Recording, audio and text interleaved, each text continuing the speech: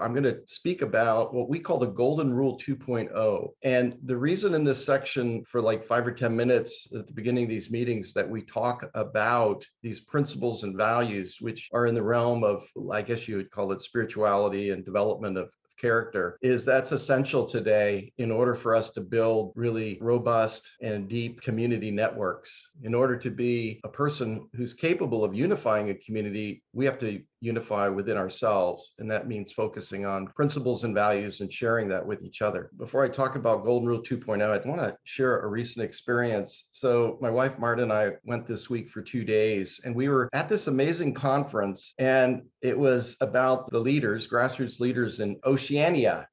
And that includes Tahiti, Fiji, Marshall Islands, Papua New Guinea, Palau, Australia, New Zealand, and Hawaii. And all these folks, about 100 leaders, were discussing what they were doing. It included a woman from Papua New Guinea who built a network of women farmers, 80,000 strong, a network of 80,000 women farmers. Really amazing, and many people just like that. What I felt, and my wife Marta as well, is that when these leaders were together, they related like what we envisioned to be a really amazing, beautiful family. It felt like one family. And I started reflecting on this, which is traditional peoples, such as we're in this conference, and even small towns in developed countries, they have a natural and organic ways of connecting, building family, tribe, neighborhood, and village connections. And one reason this is important to know is that we've lost a lot of this type of connection throughout the world. It's crowded out by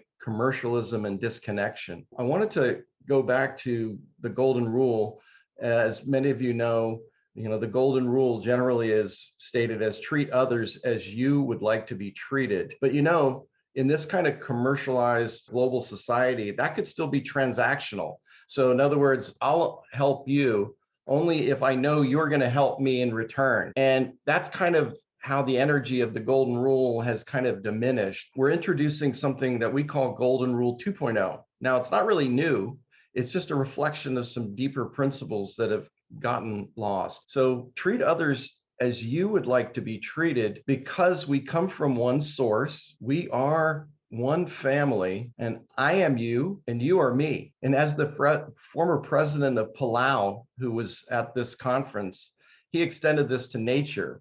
He actually said something that just to our normal sensibilities would seem odd. He said, I am the river is me. And I thought about in my life, after being with these amazing human beings, that the Golden Rule 2.0 is really alive, but its power seems to be drowned out by the world. So we call that power intentional mutual benefit. We call it symbiotic or mutualism. In Hawaii and other Pacific Islands, they call it aloha. When I was doing community work in a low-income, multi-ethnic, mostly Hispanic neighborhood in San Diego, it was called convivir, to share your life. And then, of course, you guys, we've talked about Sarvodaya in Sri Lanka. From a Southeast Asian and Buddhist perspective, they call it Sarvodaya. And then, of course, many of you in the Judeo-Christian world, we call it agape, or unconditional love, in all our relations. And then Dr. Martin Luther King called it the beloved community.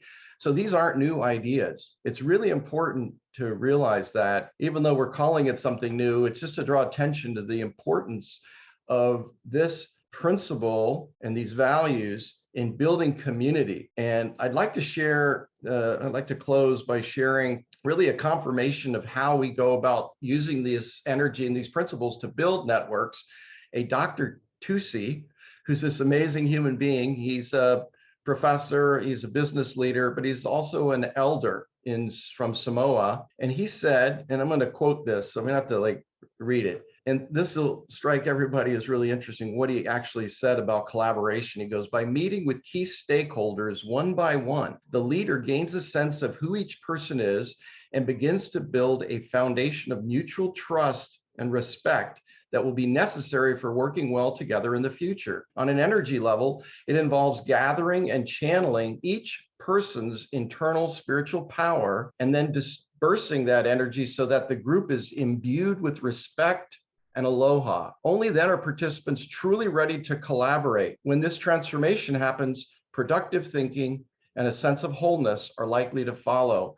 And I'm telling you, this is a real deal. This is really happening. And in that group of 100 leaders from multiple countries, they had built this relations with each other about the work, about their being part of nature, part of the Pacific Islander, part of their own land, part of this bigger principle.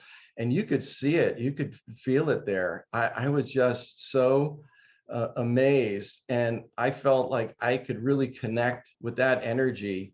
And the fact that Dr. Tusi, this Samoan elder, is literally describing a collaboration process in the business of developing community networks that's really identical to what we've been describing in how you build symbiotic networks, such as a local food system network. And that was confirmation to me that we're really on the right track.